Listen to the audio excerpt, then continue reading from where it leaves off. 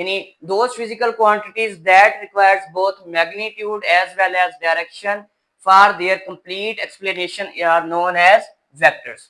यानी इसमें अगर आपने किसी को अपनी बात समझानी है तो आपको उस क्वांटिटी की मिकदार यानी वैल्यू के साथ साथ यूनिट के साथ साथ एक चीज और भी एक्सप्लेन करनी पड़ेगी और वो होगी डायरेक्शन।